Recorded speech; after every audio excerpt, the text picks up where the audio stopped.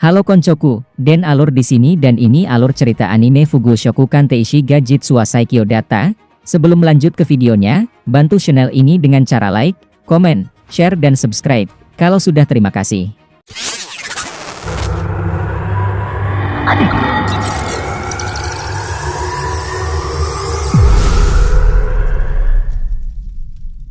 Saat mereka lahir, mereka dianugerahi pekerjaan oleh Dewi Cahaya, dan diberi skill oleh Dewi Kegelapan. Skill harus diasah untuk memperoleh berbagai kemampuan. Pekerjaan dibagi menjadi 3 tingkat, yaitu kelas langka, kelas tinggi dan kelas rendah. Kelas teratas adalah kelas langka, yang terdiri dari para pedagang kaya dan ahli strategi militer.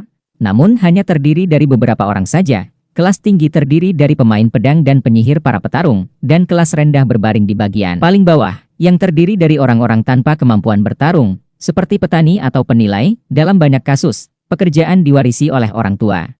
Saat 2 orang petualang dari kelas tinggi berhasil mengalahkan monster, seorang pria bernama Ain, yang merupakan penilai dari kelas rendah, diminta untuk menilai monster yang telah mereka kalahkan. Setelah menilai mayat monster itu, yang hanya dapat diambil adalah giginya, karena memiliki peringkat cukup tinggi yaitu peringkat D. Di saat Ain meminta bantuan untuk mengambil gigi tersebut, permintaannya ditolak dan dirinya diperlakukan seperti orang yang tidak berguna. Dia diperlakukan seperti sampah oleh mereka. Tentu saja dia bersedih. Namun setelah Ain kehilangan kedua orang tuanya, dia mencari jalan lain yang bisa dipilih orang awam, yaitu jalan petualang. Dia memilih jalan tersebut karena Ain tidak mendapatkan warisan perdagangan oleh orang tuanya. Selain menjadi penilai, yang bisa Ain lakukan hanyalah mencari material dari monster dan melepaskan dari tubuhnya. Melakukan semua ini hanya untuk bertahan hidup. Setelah melepaskan gigi tersebut, mereka melanjutkan perjalanan, di mana mereka menemukan bangkai dari Hellhound. Namun Ain merasa aneh karena menurut guild seharusnya monster itu tidak berasa di bawah tanah itu.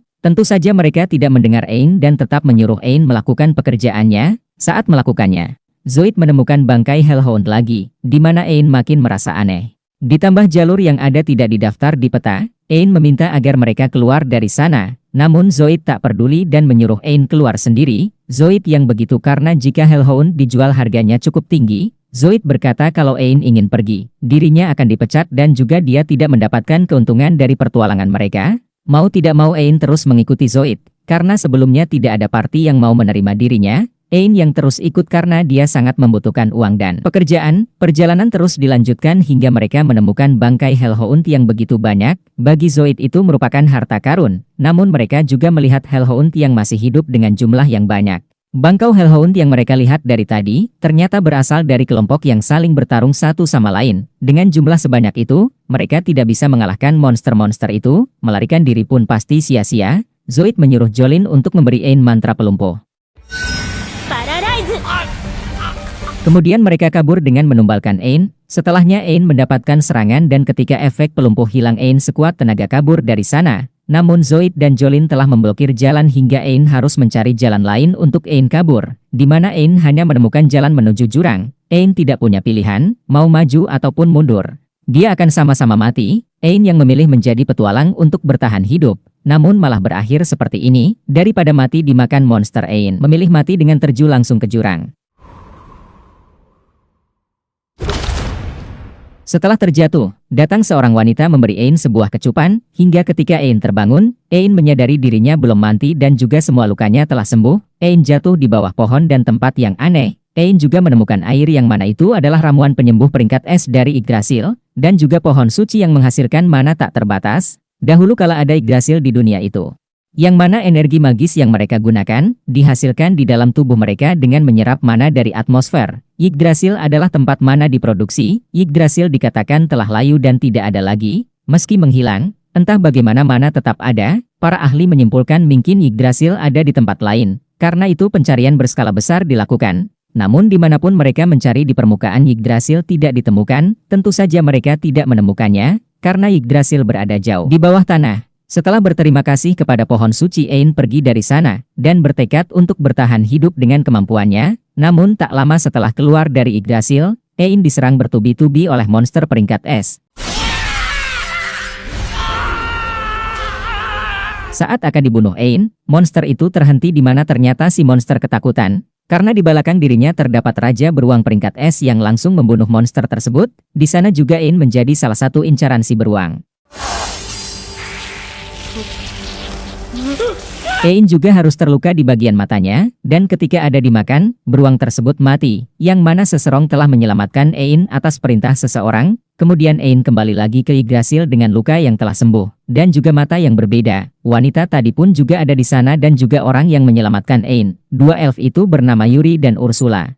Yuri merupakan anak dari Ursula, sedangkan Ursula penjaga Yggdrasil. Yuri telah menyelamatkan Ein 2 kali. Ursula menjelaskan kalau di dunia ini ada 9 Yggdrasil, masing-masing dari mereka bergantung pada penjaga untuk mengamati dan melindungi mereka. Mereka melindungi dari ancaman luar. Ursula tinggal di sana dan telah hidup di tanah akar ini sejak Yuri berakar di sana. Artinya Yuri adalah Yggdrasil itu sendiri, atau lebih tepatnya roh dari Yggdrasil. Dan Ursula hanya penjaga yang dipanggil ibu oleh Yuri. Ursula juga yang telah memberi mata baru pada Ein, yaitu mata roh palsu, dan Yuri sepertinya menyukai Ein. Karena untuk pertama kali ada orang berterima kasih padanya, di mana biasanya orang yang jatuh ke Yggdrasil setelah disembuhkan pasti langsung mematahkan ranting dan mengambil daunnya. Berhubung sudah sehat, Ursula meminta Ein pergi. Namun Yuri tak membiarkan hal itu karena di luar sangat berbahaya bagi Ein. Yuri juga memohon pada Ursula untuk melakukan sesuatu. Tidak tega melihat Yuri menangis, Ursula pun akan melatih Ein.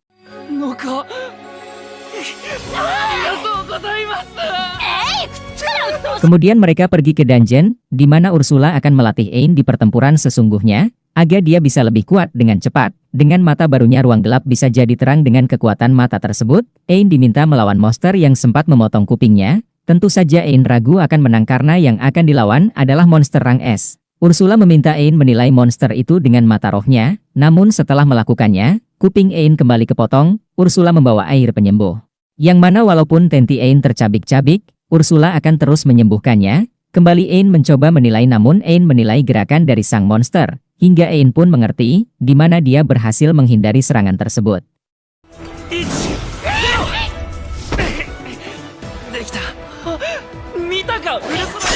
Seminggu telah berlalu, hingga Ein mahir dalam menghindar. Masuk latihan selanjutnya, Ein diminta mengalahkan Gremlin. Ursula minta Ein terus menggunakan mata itu. Ursula membawa pedang kayu yang dibuat Yuri untuknya. Latihan dilanjutkan di mana Ein melancarkan serangan yang sama sekali tidak mengenai Gremlin. Ursula meminta Ein menilai yang lain bukan hanya pada gerakannya saja. Kemudian Ein menggunakan penilaian super di mana gerakan Gremlin menjadi lambat. Dalam kesempatan itu Ein memukul Gremlin.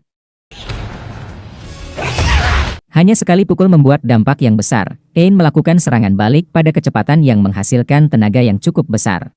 Dan dia berhasil mengalahkan monster untuk pertama kalinya, ditambah rang S pula yang dikalahkannya, namun terlalu cepat merayakannya, karena Ursula meminta Ein mengalahkan sekelompok Gremlin. Singkat cerita, Ein berhasil mengalahkan semua Gremlin itu. Dengan ini gerakan Gremlin telah dikuasai oleh Ein. Ursula menjelaskan mendapatkan dan memahami informasi lawan dan menjadikannya miliknya. Itulah inti penilaian. Dengan mata itu informasi itu dapat diubah tak hanya pengetahuan, tapi juga pengalaman Ein sendiri. Saat mencobanya membuat kepala Ein sakit karena informasi yang secara langsung dimasukkan ke dalam otak Ein. Ein mencoba kemampuan yang ia dapatkan, di mana gerakan Ein menjadi sangat cepat dari sebelumnya, namun tubuh Ein belum bisa menahan kekuatan tersebut.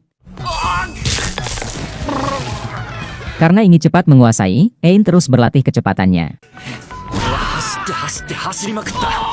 Hingga usaha tidak mengkhianati hasil, lalu lanjut ke latihan selanjutnya.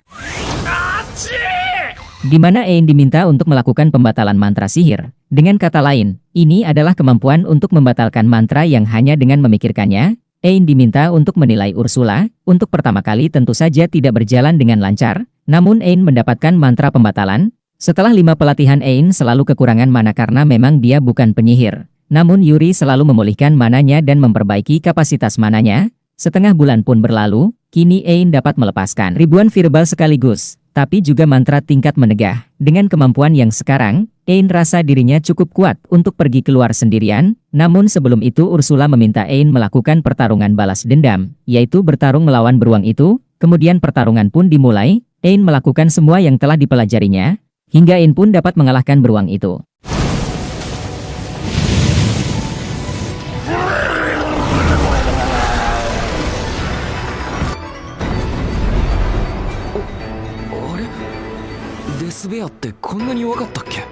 Setelah mengalahkannya, Ein pun memiliki kemampuan dari beruang tersebut. Dengan ini pelatihan Ein telah selesai. Ursula meminta Ein mengalahkan monster lain dan pergi dari sana. Sebelum pergi, Yuri memberi hadiah untuk Ein, berupa inti roh Yggdrasil. Mata palsu Ein juga menggunakan inti roh ini. Namun roh itu akan kembali pada mereka jika Ain telah mati. Ursula melakukan transplantasi pada mata roh itu. Sekarang mata pada Ain merupakan mata prostetik roh suci, di mana Yuri bisa berada di mata Ain. Sekarang inti roh telah ditransplantasikan seluruhnya, jadi mata Ain sekarang sama dengan Yggdrasil itu sendiri. Karena Yuri tinggal di dalamnya, Ursula mempercayakan Yuri pada Ain, dengan meminta Ain menunjukkan betapa luas dunia ini pada Yuri.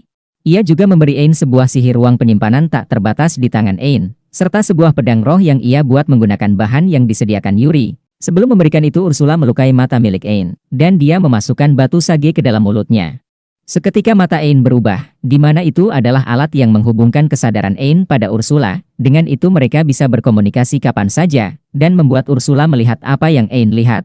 Saat Nenti berada di permukaan, Yuri berniat bertemu dengan kakak dan adiknya, yang pada awalnya Yggdrasil adalah satu buah pohon besar. Cabang-cabang dan inti rohnya terbagi menjadi 9 bagian, dan tersembunyi di ruang bawah tanah di seluruh negeri. Intinya pada awalnya Yuri tinggal bersama Yggdrasil yang lain. Dengan ini Ain berniat berkeliling dunia dan mencari keluarga Yuri. Kemudian mereka pun pergi ke dalam dungeon. Melalui pikiran Ain, Ursula menunjukkan jalur menuju jalur yang benar, dan juga memberitahukan keberadaan monster yang mendekat pada Ain. Siapa sangka dengan kekuatan Ain yang sekarang, dirinya dengan mudahnya membunuh monster rang S. Yuri juga telah menyembuhkan sakit kepala pada Ain. Saat dia mengambil kemampuan dari monster yang telah dikalahkan, tak lama Ain menemukan sebuah gerbang raksasa. Ain tidak akan sampai ke permukaan kalau tidak melewati gerbang tersebut, di mana di balik gerbang itu terdapat inti ruang bawah tanah, yang di mana penjaga di sana merupakan bos monster. Bos monster melindungi inti itu karena akan terjadi masalah kalau inti tersebut hancur. Ain harus mengalahkan bos monster untuk membuka pintu keluar. Tentu saja itu akan sulit mengalahkannya. Setelah masuk, muncullah bos itu, yang mana pertarungan pun terjadi. Pertarungan itu dipandu oleh Ursula, dari menahan serangan hingga memberi racun pelumpuh. Belum menumbang monster tersebut, Ursula meminta Ain menggunakan jurus pamungkas yang telah ia ajarkan, di mana hal itu berhasil mengalahkan bos tersebut. Nova Strike!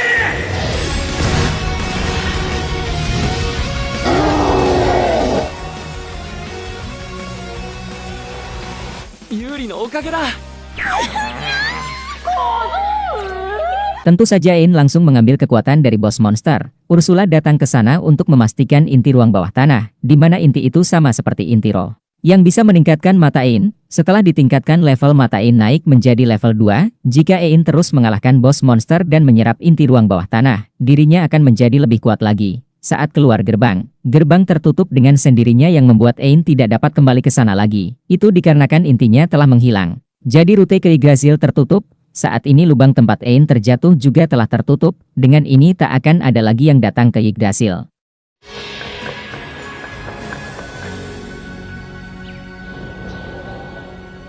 Ain pun bisa pergi ke permukaan tanpa penyesalan. Sementara itu di permukaan, di sebuah guild mereka mengenal Ain sebagai pemungut sampah, di mana Zoid berkata kalau di dalam dungeon ia bertemu dengan sekelompok Hellhound. Dia juga melarang mereka pergi ke sana karena dipastikan mereka akan mati. Namun Zoid yang dapat keluar hidup-hidup bercerita kalau Ain meminta Zoid dan Jolin keluar, dengan menyerahkan para Hellhound padanya, dia mengorbankan hidupnya demi mereka. Tentu saja kejadian asli tidak seperti yang dikatakan oleh Zoid. Setelah membual tentang dramanya, Zoid dibuat terkejut dengan kedatangan Ain di belakangnya. Ain berkata kalau dia hidup karena mengalahkan monster sambil berjalan. Tentu saja Zoid tidak percaya. Ain juga bilang kalau yang dikatakan oleh Zoid hanyalah omongan kosong, yang mana dialah yang meninggalkan Ain dengan memberi sihir pelumpuh, agar menjadi umpan agar mereka bisa kabur. Mendengar itu orang-orang yang berada di guild berbalik memaki-maki Zoid. Namun berkat Zoid juga Ain bisa bertemu dengan Yuri dan Ursula. Melanjutkan perjalanan, ketika Ain berada di ruang bawah tanah di dekat ibu kota kerajaan, ia mengalahkan bos monster dan mendapatkan beberapa kemampuannya. Level mata prostetik roh suci miliknya pun meningkat. Di ruang bawah tanah tadi mereka tidak menemukan adanya Yggdrasil di sana, karena memang menemukan Yggdrasil bukanlah hal yang mudah.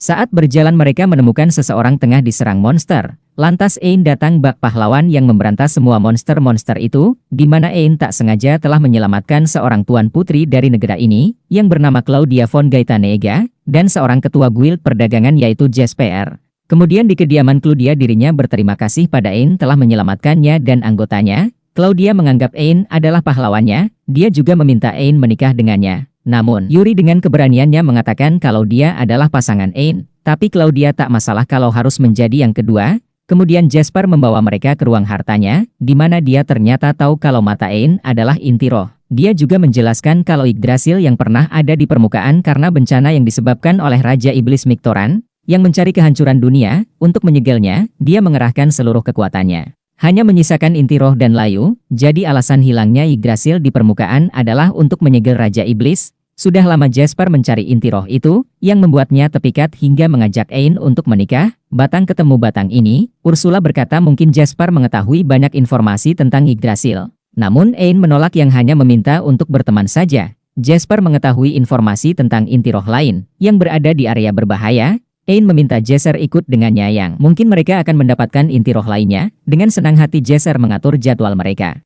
Kemudian sampailah Ain ke ruang bawah tanah yang diceritakan oleh Jasper. Setelah masuk Ain menemukan jalan buntu, yang ternyata itu adalah sebuah ilusi yang dibuat oleh adik Yuri yang bernama Pina. Yuri pun senang akhirnya telah menemukan adiknya, namun Pina sedikit nakal. Dirinya tak membiarkan mereka menjumpainya dengan mudah. Di mana Pina meminta Ain untuk berjalan melewati hutan untuk berjumpa dengannya. Pina juga memperingati Ain kalau di perjalanannya nanti, akan banyak jebakan dan monster yang menunggunya. Pina yakin kalau Ain tidak akan berhasil, karena dari semua ruang bawah tanah yang tersembunyi, punya dialah yang memiliki tingkat kesulitan tertinggi. Namun Ain tidak pedulikan hal itu, karena Ain percaya dengan kekuatannya yang sekarang. Tujuan Pina melakukan itu untuk mengungkap tujuan asli dari Ain yang dapat membuat Yuri ikut bersamanya. Namun Ain dapat menghindari semua jebakan yang ada berkat bantuan Ursula. Tidak di situ aja monster kuat juga datang. Dengan kekuatannya yang sekarang monster rang S pun tak lagi sulit baginya, di mana hal itu membuat Pina kesal. Serangan musuh juga tak mempan bagi Ain karena Ain punya kemampuan pembatalan serangan kejutan, yang membuat Pina kesal. Ain sebagai manusia biasa bisa mengalahkan monster rang S begitu mudahnya, namun dia tak pantang menyerah. Pina mengirimkan monster andalannya, di mana monster itu juga dikalahkan oleh Ain. Setiap monster yang Ain kalahkan, ia selalu memiliki kemampuan monster tersebut. Pina terkejut karena Ain juga dapat mengalahkan dua monster rang S dalam sekejap. Sementara itu di guild, semua orang mengucilkan Zoid atas tindakannya terhadap Ain. Bahkan Jolin juga mengatakan kalau ia dipaksa Zoid melakukan itu, di mana Zoid dicampak oleh mereka, demi menghapus reputasi buruknya. Zoid melakukan permintaan dengan tingkat kesulitan yang tinggi, yang mana Zoid masuk ke ruang bawah tanah milik Pina, dia juga terkena ilusinya. Ketika melakukan perjalanan Zoid terkena jebakan, namun Zoid tidak mati, yang mana dia dipindahkan ke titik awal. Pina menjelaskan padanya kalau Zoid tidak akan bisa mati di ruang bawah tanah ini. Mengetahui hal itu Zoid mengambil kesempatan untuk terus mencoba, walau harus mengulang berkali-kali, hingga tiba di mana Zoid bertemu monster biawak. Tentu saja Zoid tidak akan menang melawan biawak itu. Pina meminta Zoid menyerah aja agar dia bisa mengeluarkannya. Tapi Zoid sok kuat mau melawan biawak itu. Saat mau dimakan Ain datang menolongnya. Mereka sama-sama terkejut dengan keberadaan mereka di sana. Setelah menyembuhkan Zoid, Ain membuat Zoid pingsan dan meminta Pina mengeluarkannya. Kemudian sampailah Ain di gerbang bos monster. Di sana Ain hanya berniat mengalahkan bos monster tanpa menghancurkan inti rohnya. Ain jika menghancurkannya maka pintu Yggdrasil akan ditutup selamanya. Ketika bertemu bos monster, siapa sangka ukurannya sangat besar. Hingga serangan Ain pun tak mempan terhadapnya. Ain juga berhasil mengcounter serang kura-kura. Namun serangan itu juga tak mempan. Ain menyadari sesuatu di mana ternyata tubuh besar itu adalah ilusi yang dibuat Pina, di mana tubuh aslinya hanyalah kura-kura kecil yang imut. Ain memohon pada Pina agar membiarkan kura-kura itu tetap hidup. Dengan begitu Pina pun ngaku kalah darinya.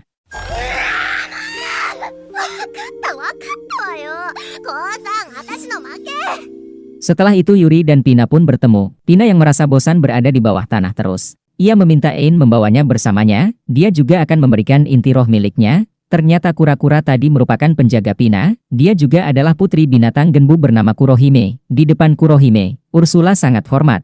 Kurohime juga ingin ikut bersama Ain yang menggunakan batu sage, di mana Ursula menggabungkan inti roh dan batu sage, yang dimasukkan ke mata Ain yang membuat mata Ain naik level. Kekuatan Kurohime adalah pelindung yang akan berguna untuk Ain. Sekarang tersisa 6 bersaudara lagi. Kemudian di serikat Jasper dan Ain ingin menjual monster hasil buruan Ain. Jasper ini orang yang terkenal. Terbukti orang yang berada di guild mengenal dia sebagai pedagang kaya raya.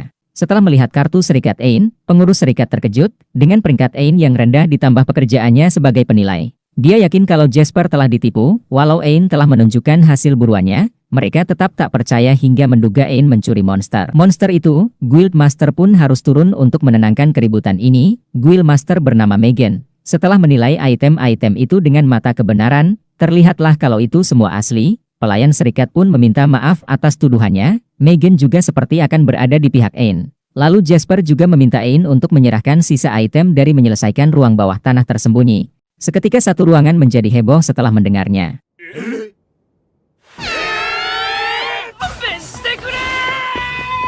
Setelah seharian lelah, Ain melepas lelah dengan mandi air panas, di mana para roh ikut bersamanya. Mereka bercanda gurau di sana sambil melihat pemandangan indah bagi Ain.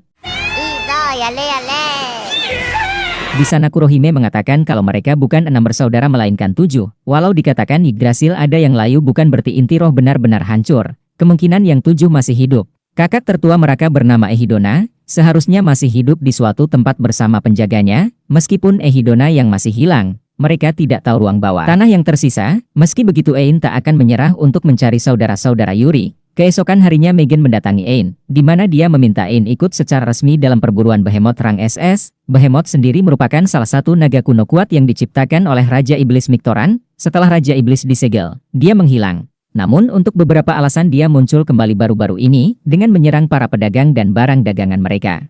Megan dan Jasper mengira Ain akan menolak, namun Ain menerima perburuan itu karena Ain ingin menjadi lebih kuat lagi. Yang keesokan harinya Ain pergi ke padang pasir yang telah dikonfirmasi lokasinya oleh Ursula. Behemoth sendiri berbeda dengan monster yang lain, yang mana dia memiliki kecerdasan dan dapat berbicara. Kemudian Ain menggunakan sihir dahsyatnya untuk memancing Behemoth keluar dari tanah. Setelah keluar, Behemoth memuji sihir Ain yang kuat untuk seukuran manusia. Walau memiliki sihir kuat, Behemoth sangat sombong di mana katanya, sejak dia diciptakan tidak ada makhluk yang lebih kuat darinya. Ain pun berkata berarti Raja Iblis tidak kuat. Mendengar itu Behemoth marah lalu menyerang.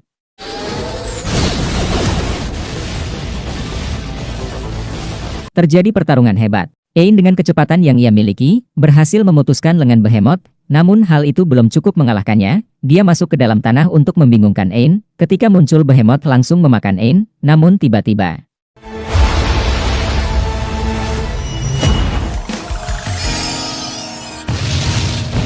dia yang mengaku tak pernah kalah. Akhirnya dikalahkan oleh seorang manusia yang ia anggap rapuh. Setelahnya Ain pun memiliki kemampuan dari Behemoth yang rank SS. Kemudian Ain diundang Claudia untuk ke rumahnya, yang mana dia ingin Ain bertemu dengan ayahnya yaitu Raja Kerajaan, di mana Raja berterima kasih pada Ain telah mengalahkan naga Behemoth, dan juga telah menyelamatkan putrinya. Ia juga merestui hubungan mereka. Raja juga memberi Ain jam tangan lambang kerajaan, di mana dengan itu Ain memiliki akses kemana saja tanpa batas. Sementara itu berita tentang Ain yang mengalahkan naga kuno telah tersebar, di mana Zoid yang mendengar itu makin kesal dengan Ain, hingga tiba-tiba datang seorang wanita menawarkan kekuatan pada Zoid, yang ternyata wanita itu adalah roh yaitu Ehidona. 私の名はエキドナ。